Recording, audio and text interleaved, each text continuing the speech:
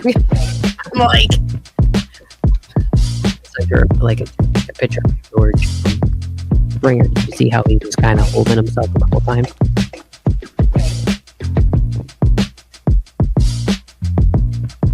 All right, we are back. The Movement Boss Podcast. I am Joe Aguiar, along with the Movement Boss. Very dressed up tonight, looking nice, Karin Ravalese. Well, thank you very much. I just really didn't have a chance to change, so I just came right from work. Usually I like to throw a sweatshirt on or something. I threw a sweatshirt on.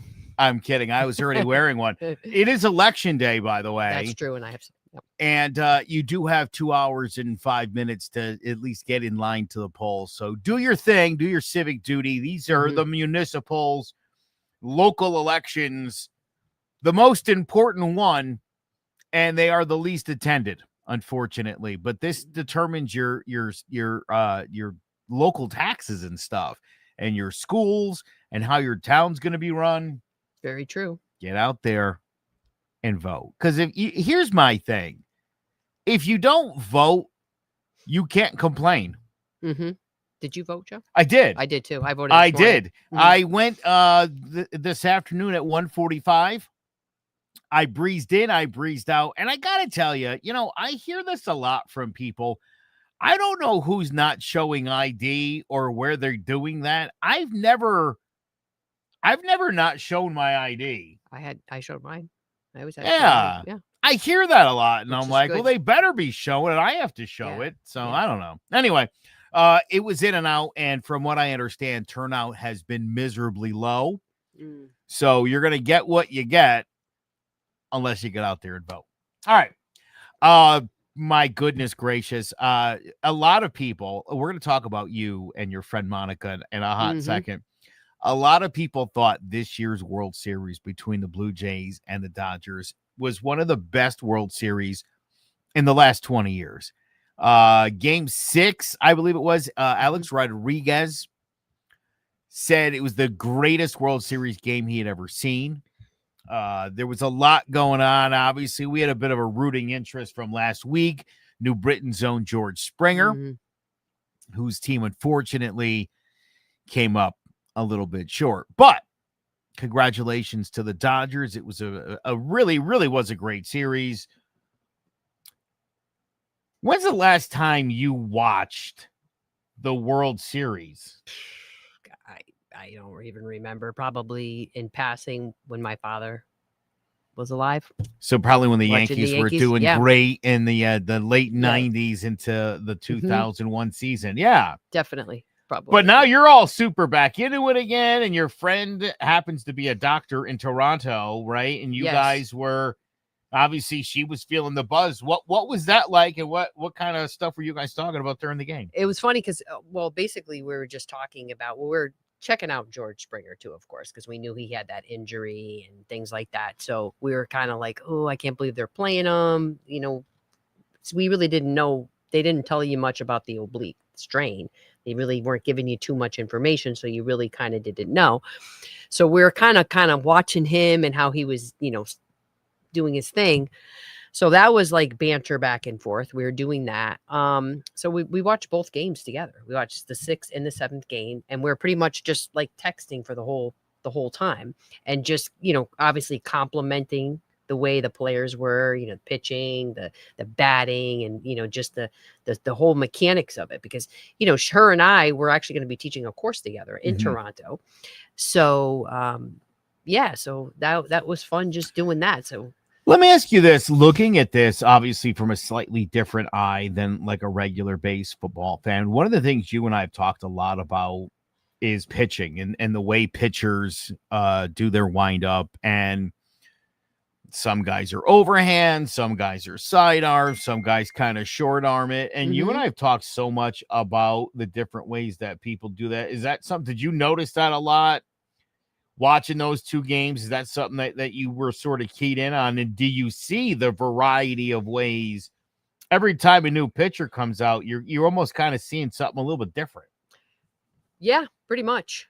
I mean, they're pitching so fast. It's it's kind of crazy. Isn't it? It's funny too, The Yasevich from the Blue Jays, the taller kid who started the year pitching in the minor leagues.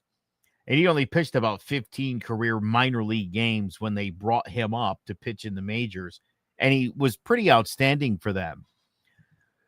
But interestingly enough, he's throwing 99 miles an hour. Mm-hmm. When they drafted him a year and a half ago, he was throwing in the low 90s. Okay. That's quite a jump in velocity. And it obviously takes, a lot of repetitions to continue to increase the speed. Mm-hmm.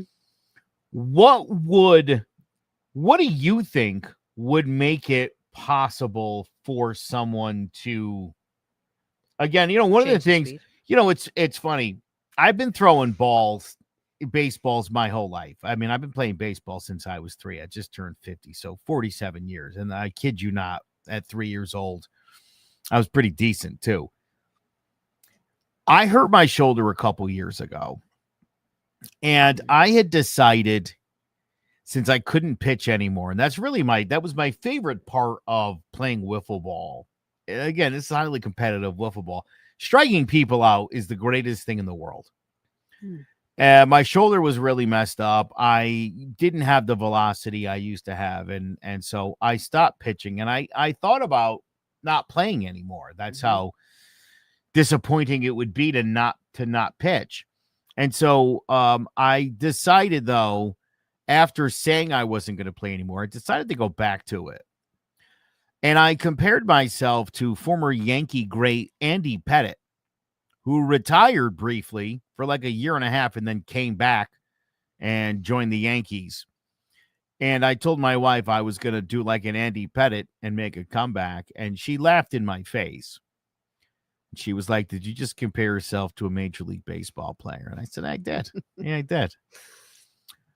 I love baseball so much. It is like the funnest thing. And I got to tell you, I've been in this wiffle ball league now for 8 years. And in the course of those 8 years, again, not only have I myself sustained injuries to the point where I rarely, if ever, pitch anymore. I see so many people get injured. But before we get into some of that, you and I were talking, and you were talking about Walter Johnson, who is, a slinger in the way he throws, and he fully extends, gets full extension, right? And he opens it up. Well, I started doing that. Karin and I kind of made a conscious effort for me to work on that. And again, I still rarely pitched. I threw some batting practice mostly. I could throw it harder. I could throw it further, even playing in the outfield, catching a ball and throwing it back, just again, getting that full. Explain that a little bit and explain the benefit to people, because we see a lot of people who either kind of short arm it. It all kind of comes from here. And you really need to get that opened up. And if you're not doing that, you really are setting yourself up for injuries, and we'll kind of spill into that in a minute. Well, plus it's also, you're putting the external abdominal oblique on stretch when you go back like that. So it's not so much your arm and, your shoulder and stuff. It's, obviously that too, but it's really the obliques. So you want to make sure that they follow first, and then the arm and the elbow and the, that goes afterwards. So it's almost like, I guess in a way, essentially like you don't even have arms. I guess you can think of it like that. Yeah. As hard as that is, just, cause I even like to go back to martial arts, like what sometimes we would do is, if you're just kind of doing a warm up just to get the feel for like moving through the trunk, you just kind of let your arms just be dead. And then you just kind of like move, like rotate that way. And then it's not a bad idea. They're almost like they're whips, type of a thing.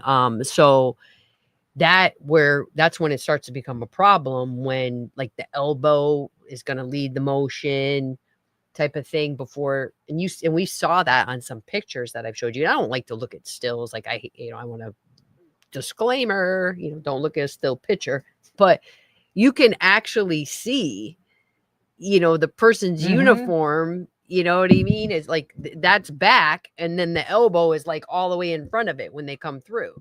So then, you could see if somebody keeps doing that pitch after pitch after pitch, they could run into a problem. And it doesn't have to be a professional baseball player. It could be 1,000,000%. And I think you're more likely to end up with some sort of injury if you're not a professional player, if you're doing this in a rec league or you're, whatever it may be. I think you're definitely setting yourself up. And again, I have a buddy who now is a 2-time rotator cuff victim. And, is it really the rotator cuff though? I mean, that's the thing. Like, because everybody default again, rotator cuff. Listen, I think it's certainly worth finding out. But listen, I think a torn rotator cuff is like something Max Scherzer or Jacob deGrom has. You shouldn't get that in rec league. And I think in a lot of cases, it comes down to people are not using proper form. I think people are throwing with their arm. And again, when you do that, all you're doing is setting yourself up for injury. And again, I don't think, you talked about with this still and putting your ribs there on your obliques on stretch. Yeah.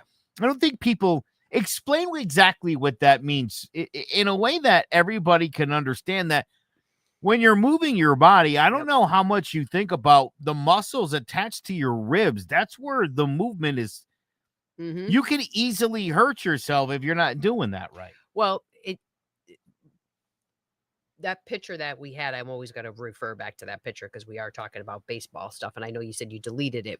Yeah. But it's okay because you have, first of all, the internal abdominal oblique also is a muscle that can help you build this intra-abdominal pressure that can help protect you from like a cough and a sneeze and a vomit. Like, remember how I'm going to kind of take it from there, make it simple, like so people can understand that.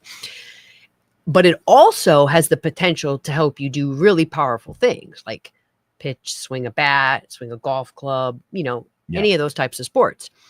So the other oblique, external abdominal oblique, is not really involved in helping you breathe much. I mean, it's attached to ribs, but it doesn't have the capability like the internal abdominal oblique. Internal abdominal oblique can do a little bit more type of jobs. Not that it's not more important, but I don't know. I guess if you want to play favorites, it would be more of the favorite of the two, right? So when you're in a pitch, or I'm sorry, let's go back. When you're in a bat and you got to come back like this, right? That's when it's kind of going on. It's in a stretched position. Right. So, but when you go to swing, that's when it shortens up. So we talk about this in ID a lot, where if you want to get the power, like to fling a rubber band across the room, you have to stretch it first, right? In order for it to sling across the room. So that's where the power of it becomes, is when it's on the stretch, and then you go to hit. So you're shortening it up from that aspect. Right. And that's what happens with the external abdominal oblique. So that has to really fire first. You kind of want that to kind of go first before your arm goes, type of thing. Because if the arm's going first, then that's going to make you're going to just put so much pressure on your arm. You don't want your arm to lead the movement. You don't want your elbow to lead the movement. It's part of a system, of a complex. But so that's it's interesting too when I say that. Right, when you talk about like the rubber band, if you're gonna you got to stretch it back. That's basically how your windup should be, right? You want to extend out and then snap forward. And again, that was something that I found I wasn't doing. And again, a lot of it, it was, you got the arm here, and then you're just pushing arm. It's all arm. Yeah, we'll see how you just less accurate, not throwing as hard, and again causing issues in the shoulder. Well, because you think about it, you want to pitch. Right. So or even if you've already turned and you're here, like you got nothing, or you're stuck. Remember how we were talking about being stuck in that short position all the time? Yep. I mean, you're never going to be as powerful as you could always be if you're always in that same position. So you have to be able to do both positions, move in and out of both positions. And that's a lot of these guys, I'm sure, that are playing, baseball, I would have to guess that a lot of it's probably overuse, like constantly swinging and swinging, you know what I mean?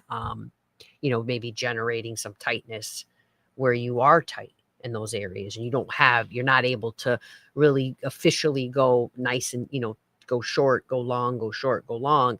And then that one moment that you actually have to go in a lengthened position, that's when the person is going to injure themselves based off of what oblique they've injured. And it's going to kind of dictate what position they're in, but, or what oblique it is.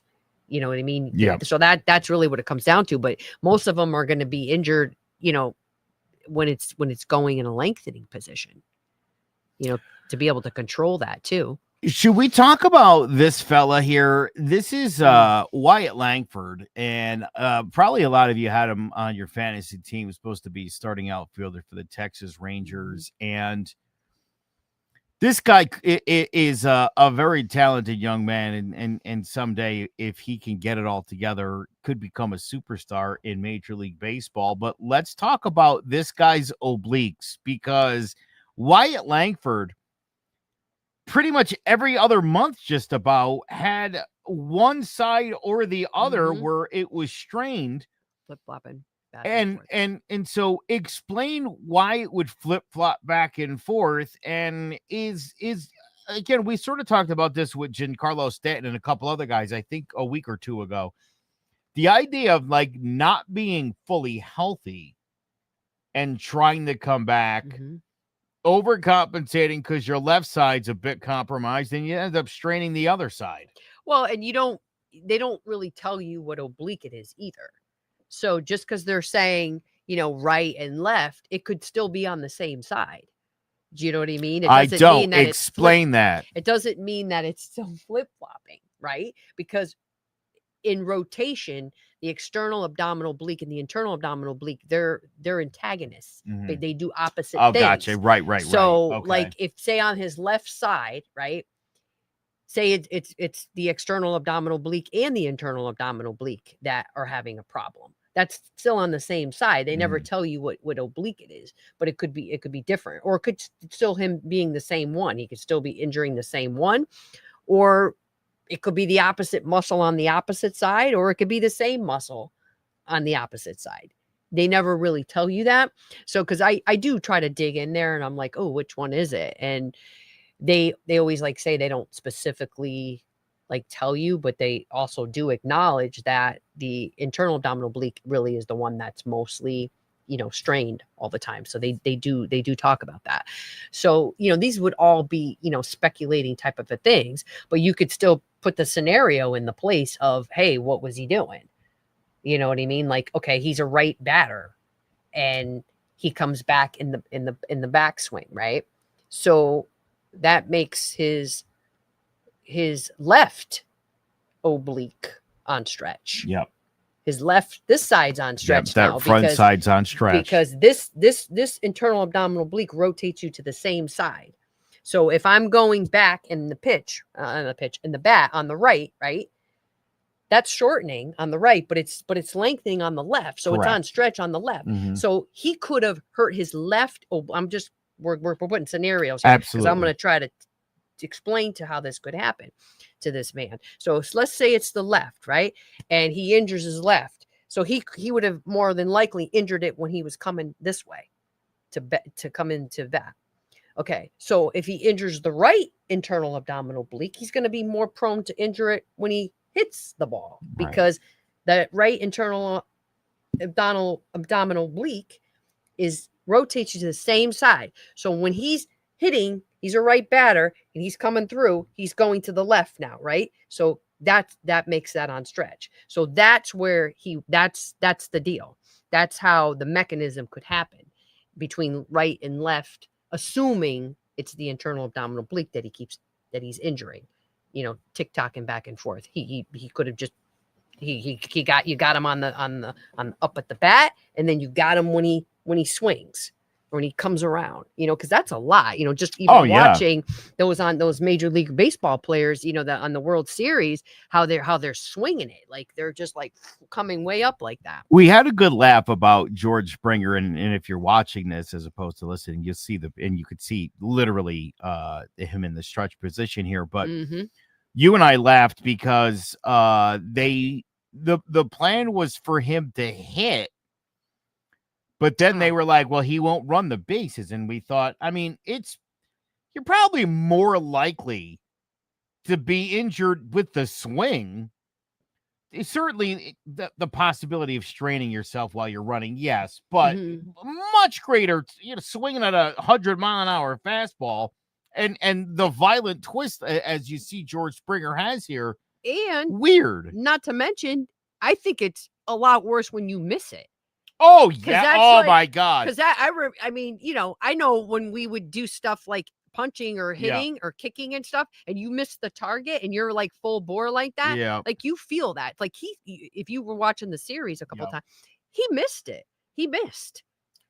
So it's the two most painful things I've had happen. It's funny when you and I first had our first real interaction, because I was suffering with a shoulder problem.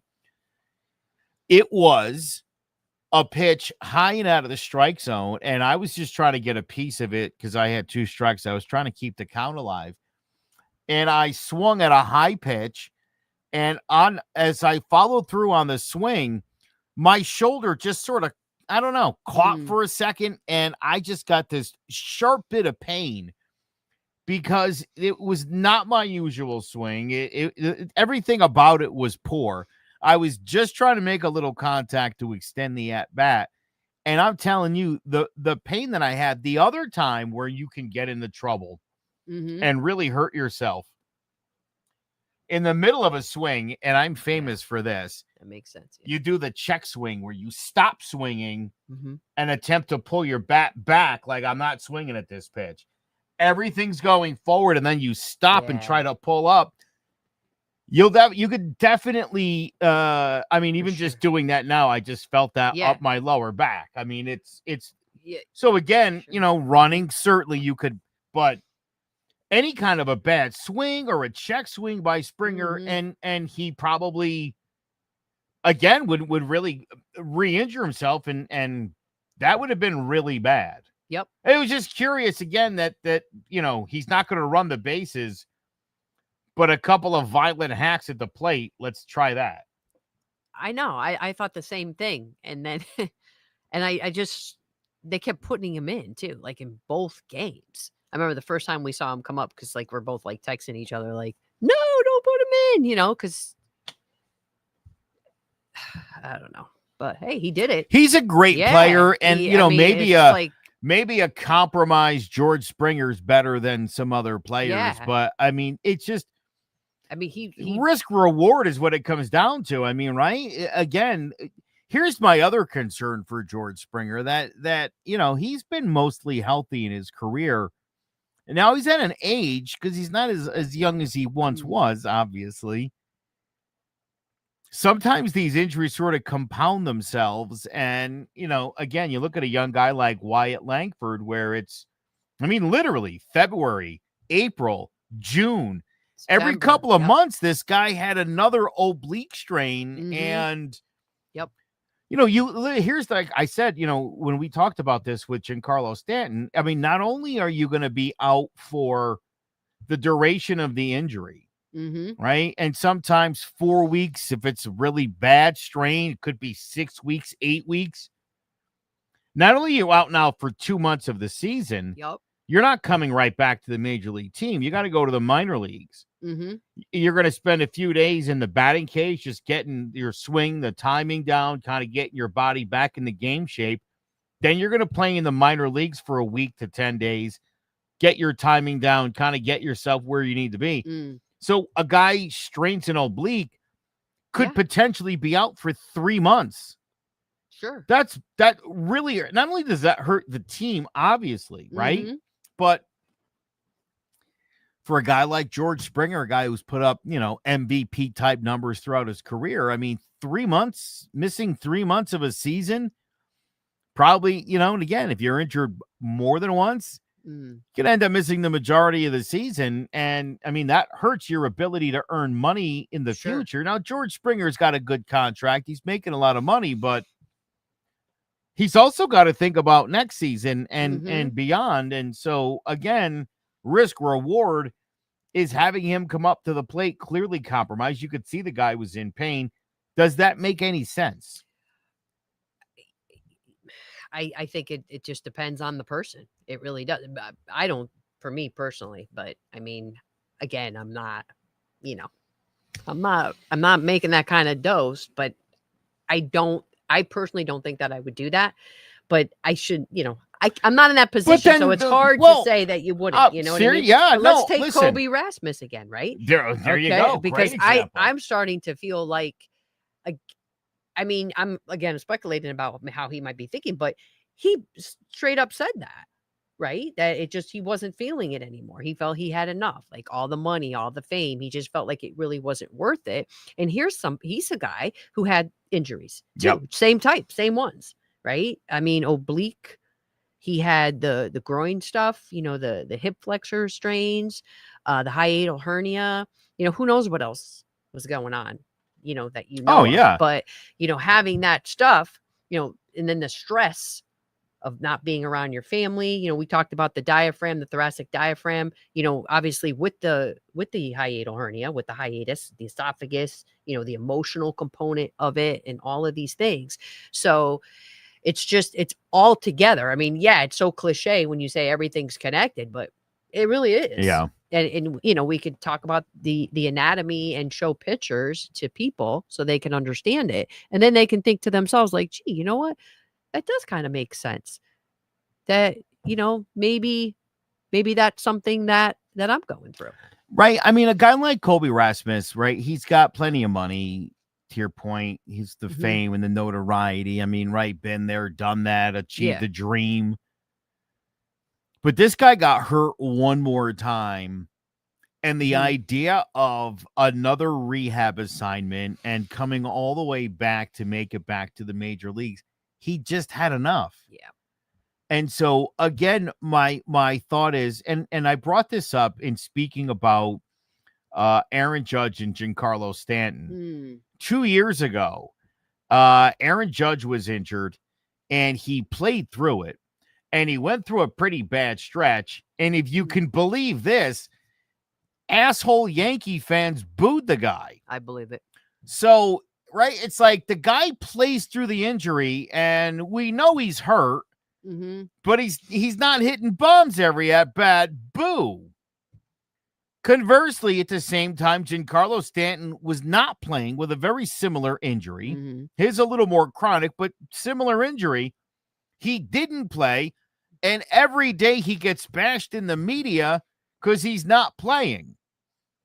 Okay, this is Giancarlo. Giancarlo and Judge literally both had oblique problems. Were both out at the same time. Judge tried to play through it. Giancarlo didn't. Judge is getting booed. Giancarlo's getting bashed because he's not playing through it. And it's like, yeah, but if he plays through it, it's not going to go great because he's hurt. Yeah. And if you're booing Aaron Judge, you're going to boo Giancarlo Stanton. Both of these guys make a ton of money. Both of these guys have had injuries they've had to come back from. Yep. Multiple at that, too.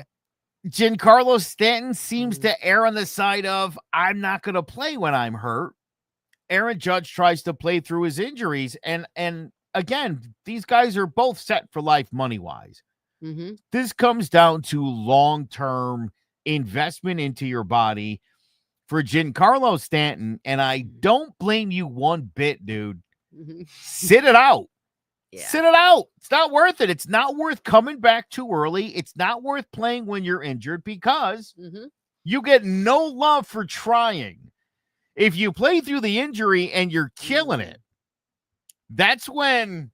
See, that's where I feel like people probably weren't getting too crazy with Springer because he was playing. And that was a conversation we were kind of having back and forth too, because of how he was actually playing they never told you really what was wrong.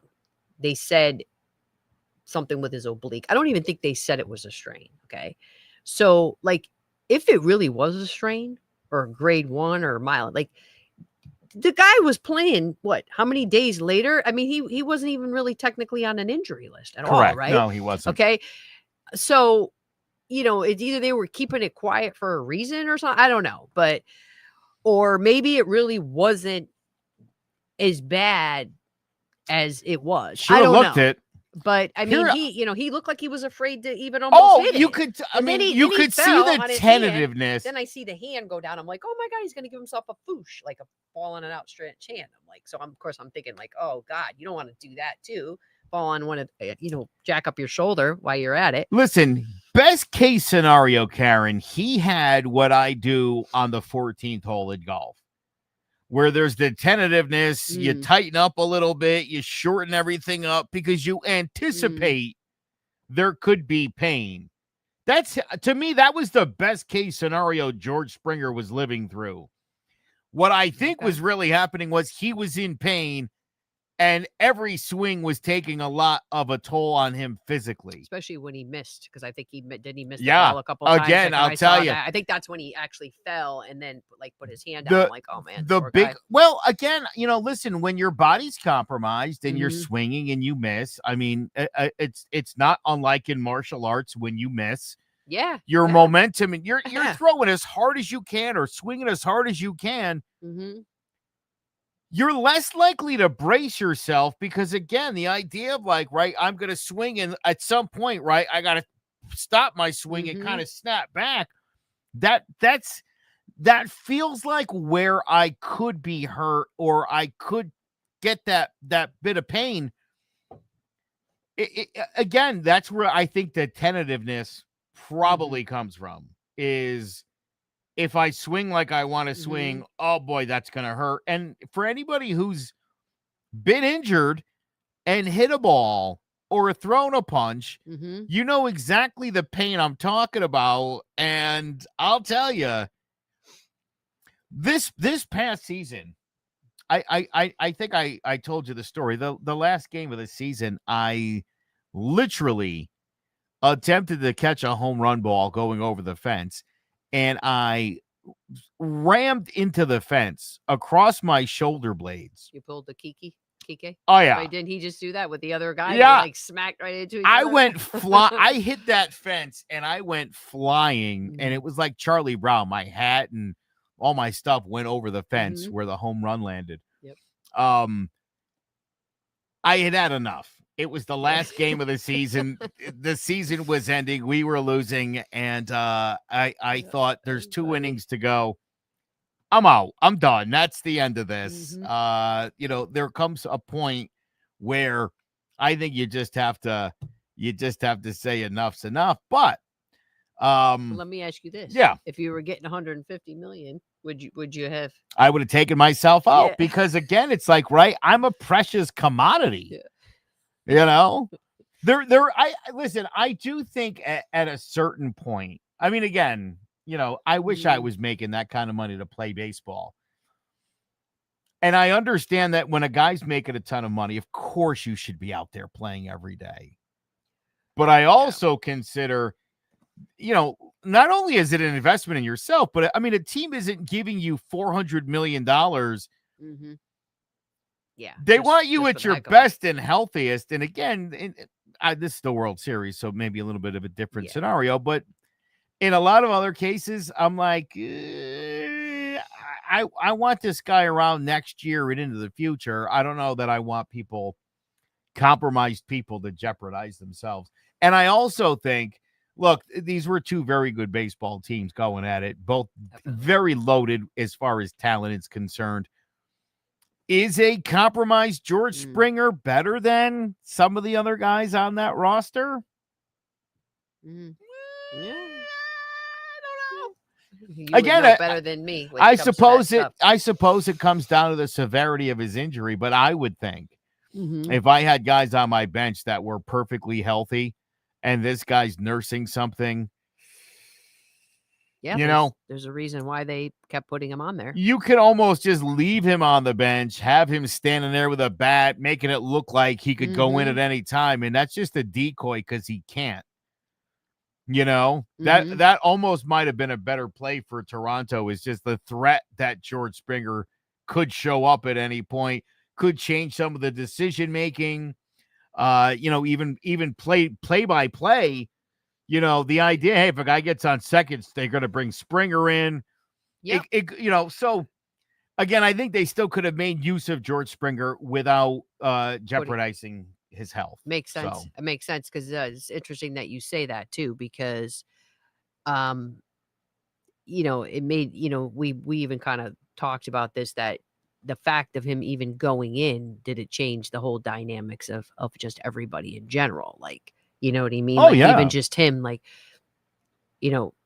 nursing it as he's swinging, and then the other players, like, knowing how he is, and just like, what he can do, his capacity, but then seeing him not do it, and like having a little bit of struggle, especially in the 7th game, game 7, like, what does that do for your morale almost sometimes too, and just like I'm not saying that happened, but could that even have been an element too at some point too? Like, you just don't know. You just don't know. I don't think it's just one thing over the other. Just so true. But I do think they all just did really well. I mean, speaking of really well, did we talk about this fella? Yeah, you're a fan. This guy set the major league record for postseason hits, Ernie Clement Jr. Not the flashiest ball player, but this guy's got that kind of grit, and kudos to him. Again, an outstanding series. If he only could have just like hit just a little harder, you know what I mean? I mean, he was just a little bit more. That would have been great if those two didn't catch the ball. It wasn't Kike, but who was the one who actually caught it? He knocked Kike down though. It was the Dodgers, obviously. They caught his ball. Who was the guy? Do you remember? I don't remember his name. I don't know the players as well as you do, but I was like, what? Yeah, totally drawing a blank on the shortstop's name there. But you were like, oh man, if he only could have just hit it just a little bit more harder, it would have went right over into the fans. So, but guy was a great pitcher. My friend Monica posted that. Yep. That picture with a nice little saying about, if you're always worried about winning all the time, it's not always about winning and things. So it's true. And that was just kind of like what we were talking about earlier before we started about baseball, and, how it kind of, it's a great sport. Everybody likes it, but then it also kind of like brings some memories to it. The fact that we sat there and we talked about that, and we talked about it from, like a movement perspective. Mm-hmm. Her and I are going to teach that course together. So we're looking at it from those lens. And then, if I told you Saturday, my nephew's father came over to bring him to get his hair done. And so I started we were talking a little bit about baseball, because he's a big baseball fan. Matter of fact, he was inducted into the Southington Hall of Fame when he was in high school. And so he's like, oh yeah, he starts talking about the obliques to me too. And he's like, yeah, check out this guy on the Red Sox. And, and then he's just, as I'm watching the game that night, he's even texting me. And, just like, it really started bringing like, the fun into it, like remembering how when he was playing baseball, and he started talking to me about all these other players, like back in the day, like, bringing them up. Oh, look this person up. Like, so I feel like what it did too is it just really brings all these memories. And Joe Torre, like I was telling you, they mentioned, and I caught wind of that with the Dodgers, how they talked about, they're the only team since like the Yankees with Joe Torre to, to actually win back-to-back World Series. So that kind of made me think about my father, because, he was a Yankees fan. He loved, Joe Torre, stuff like that. I brought it up the next day with my sister. And my sister's like, oh my God, yeah, we used to watch it. That's how I started kind of really liking it a little bit. We'd watch it, and, we're getting a little teary-eyed thinking. So, it's so much more than just watching the World Series. Like, all these like things came out of it. Here I had my sister's ex-husband, texting, because we're all still friends, texting about the baseball, getting himself excited, thinking about when he was a kid. And then me and my friend Monica talking about it from that lens. And then, thinking about my father with the Yankees. So it's just, it was such a great thing. So it wasn't just sitting there and just watching and just like, mindlessly, sitting there, whatever. So America's pastime, as you and I talked about it at the beginning, I can remember in 1982. Wow. We were kids. Right. So I mentioned I've been playing baseball since I was 3. My mother tells me about when I watched the Yankees and the Red Sox and Bucky Dent hit the home run. I don't remember it. I don't have an actual memory of that. My mother said it happened. I believe her. And I know the Yankees played in the 1981 World Series and they lost. I don't have any recollection. I remember the series. I don't remember watching it. But I do remember in 1982, the Brewers and the St. Louis Cardinals, the World Series was on NBC. And I remember watching it. We were at my aunt's house. And I remember watching those two teams. And I didn't really know much about them because, it was like national TV. How often did you see teams from, the rest of the country or whatever? But I have just always loved baseball. I always liked being around it. I've always, at whatever level, I played softball, I played baseball. I'm obviously playing a wiffle ball league now, but it does invoke such great memories. And you mentioned the Joe Torre Yankees and your dad, 4 championships in a 5-year span. Not only did the Yankees win back-to-back championships, but they won it in 98, 99, and 2000. Yep. Should have also won it in 2001, if you can remember that. Who got that in 2001? They lost Game 7 of the Arizona Diamondbacks. Oh my, yeah, I can't. And the guy who had the game-winning hit was a steroid user. Oh. And I insist that the steroids was the difference between that ball going over Jeter's head and going into his glove, like most Mariano Rivera cutters went to lefties.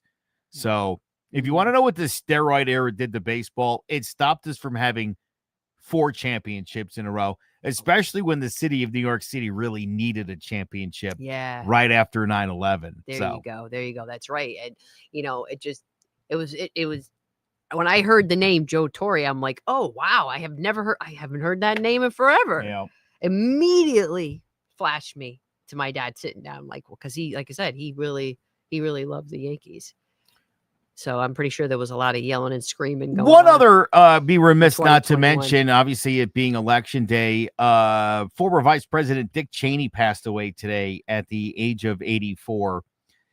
And part of what's harkening back to that was obviously, when George W. Bush threw out the first pitch at Yankee Stadium to kick off that World Series after 9/11.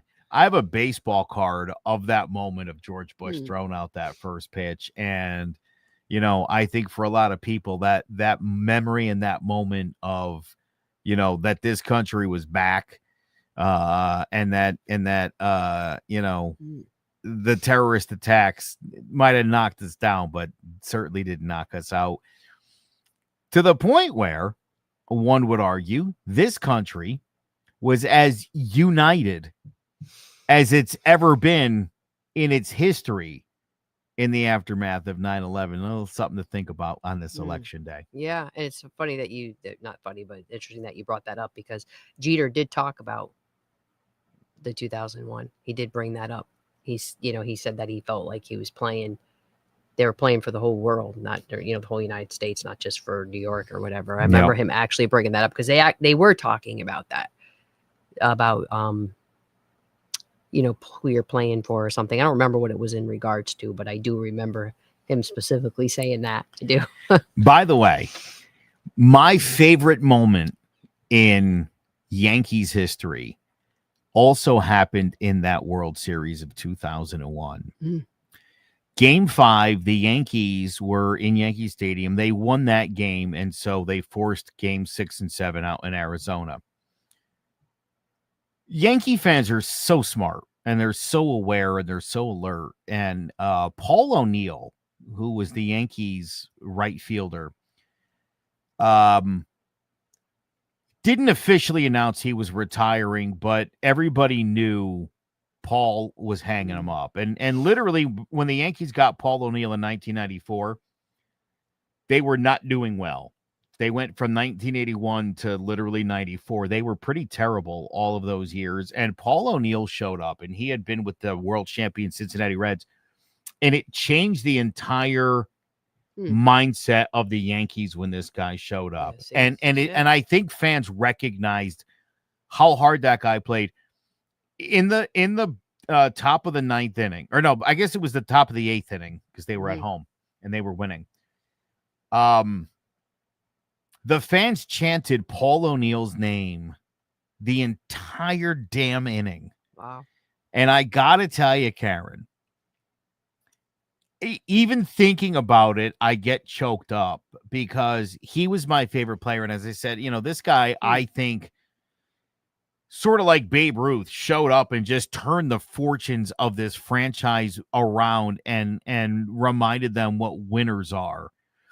And for Yankee fans, again, to acknowledge and recognize that guy, Paul O'Neill, they did it the entire inning, Karin. And I swear to God, the last time I walked in the Yankee Stadium, they were playing that scene up on the big screen. Okay. And I just waterworks. Sorry, yeah. Oh my God. I bet. See, and then it goes into what we were just talking about setting the stage, setting the aura for the game 6 and game 7 with George Springer. Exactly. So it's kind of like, it makes a good point. I mean, if Paul O'Neill, one man, could make the Yankees think that they're the best things in sliced bread when they thought they weren't, right? Yep. And they were having a tough round, like you said, for an area there, it just makes you wonder. I mean, if you think you can, you can. And if you think you can't too. So it's... Well, interestingly, because we do talk about how important the mental aspect of in all of this. And, the Yankees had or traded a guy named Roberto Kelly, who probably one would argue was a better baseball player, athletically speaking, than Paul O'Neill. Roberto Kelly had an attitude problem. He was a little bit of a bully in the clubhouse as well. Okay. All right. And the Yankees got rid of that guy. And right after they did, they won 4 World Series in 5 years. Wow.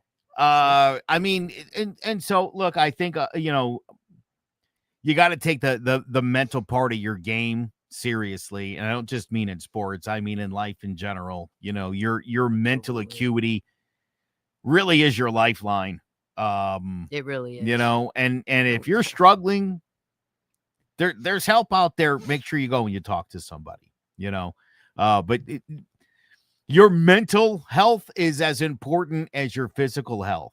If you are a weekend warrior and you're concerned at all about your physical health, and or you enjoy softball or kickball or wiffle ball or baseball or whatever your jam might be, bowling, martial arts, don't do it in pain anymore.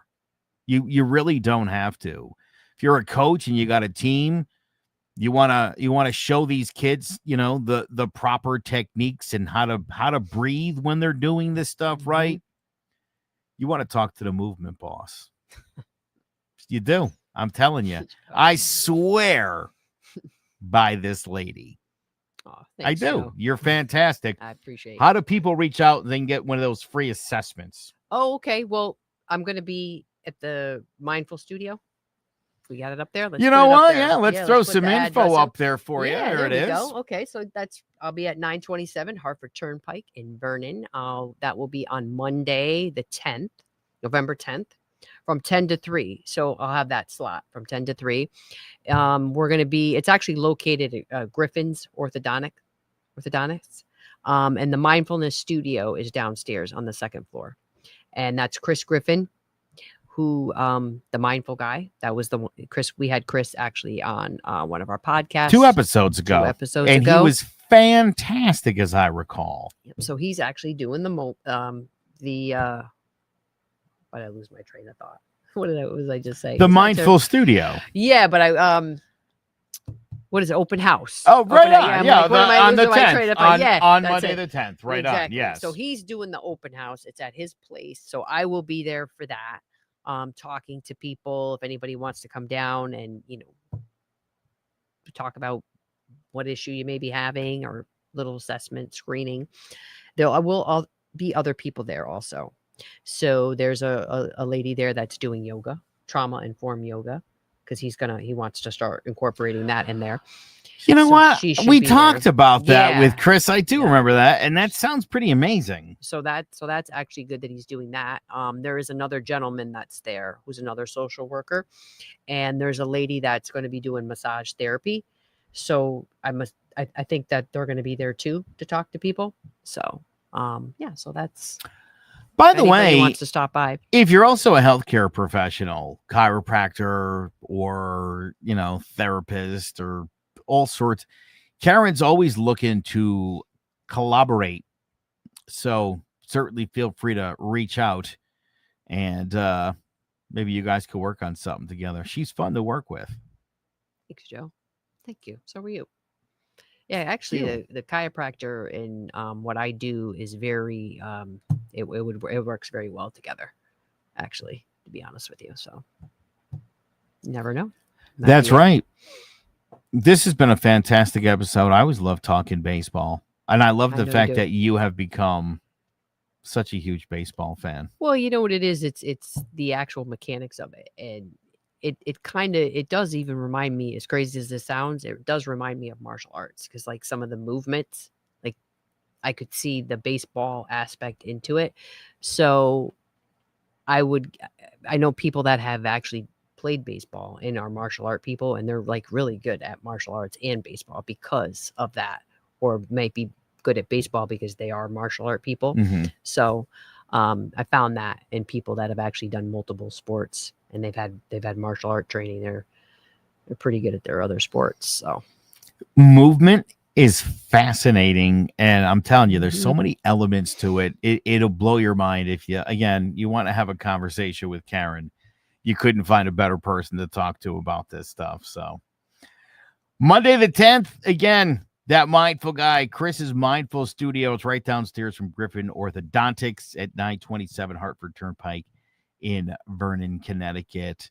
Good luck to Chris. I am going to try to stop by to that because, Chris is a very cool dude. All right. Well, that is going to do it for this week's episode. For Karin Ravalese, the Movement Boss, I am Joe Aguiar. Thank you so much for checking us out. We'll see you next Tuesday on the Movement Boss Podcast. Bye, everyone.